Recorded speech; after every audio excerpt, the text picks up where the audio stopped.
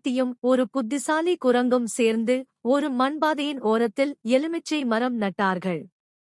அவர்கள் தினமும் தண்ணீர் ஊற்றி அதை நன்றாக பராமரித்தார்கள்.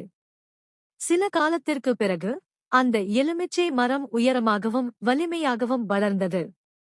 பாட்டி மரத்திலிருந்து எலுமிச்சையை பறித்து சந்தைக்கு விற்கச் சென்றார்.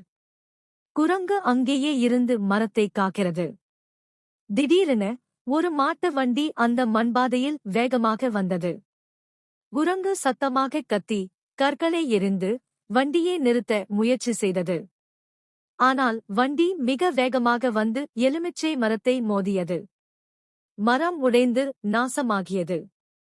சில நாட்கள் கழித்து உடைந்த மரத்தின் அருகே ஒரு சிறிய எலுமிச்சை கன்று கொடி முளைத்தது.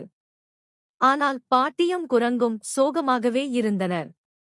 ஏனெனில் யாரும் லைக் செய்யவில்லையோ, சப்ஸ்கிரைப் ஒரு நாள் பாட்டியும் ஒரு புத்திசாலி குரங்கும் சேர்ந்து ஒரு மண்பாதையின் ஓரத்தில் எலுமிச்சை மரம் நட்டார்கள். அவர்கள் தினமும் தண்ணீர் ஊற்றி அதை நன்றாக பராமரித்தார்கள். சில காலத்திற்குப் பிறகு அந்த எலுமிச்சை மரம் உயரமாகவும் வலிமையாகவும் வளர்ந்தது. பாட்டி மரத்திலிருந்து எலுமிச்சையை பறித்து சந்தைக்கு விற்கச் சென்றார். குரங்கு அங்கேயே இருந்து மரத்தை காக்கிறது. திடீரென ஒரு மாட்டு வண்டி அந்த மண்பாதையில் வேகமாக வந்தது. குரங்கு சத்தமாக கத்தி கற்களை எறிந்து வண்டியை நிறுத்த முயற்சி செய்தது. ஆனால் வண்டி மிக வேகமாக வந்து எலுமிச்சை மரத்தை மோதியது.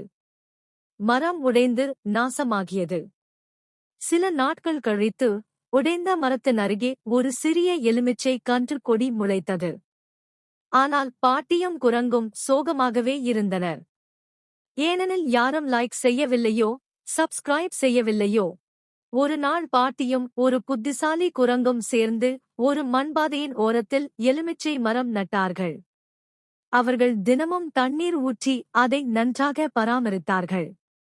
சில காலத்திற்குப் பிறகு அந்த எலுமிச்சை மரம் உயரமாகவும் வலிமையாகவும் வளர்ந்தது. பாட்டி மரத்திலிருந்து எலுமிச்சையை பறித்து சந்தைக்கு விற்கச் சென்றார். குரங்கு அங்கேயே இருந்து மரத்தை காக்கிறது. திடீரென ஒரு மாட்டு வண்டி அந்த மண்பாதையில் வேகமாக வந்தது.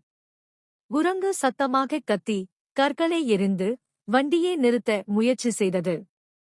ஆனால் வண்டி மிக வேகமாக வந்து எலுமிச்சை மரத்தை மோதியது. மரம் உடைந்து நாசமாகியது. சில நாட்கள் கழித்து உடைந்த மரத்தின் அருகே ஒரு சிறிய எலுமிச்சை கன்று கொடி முளைத்தது. ஆனால் பாட்டியும் குரங்கும் சோகமாகவே இருந்தனர். ஏனெனில்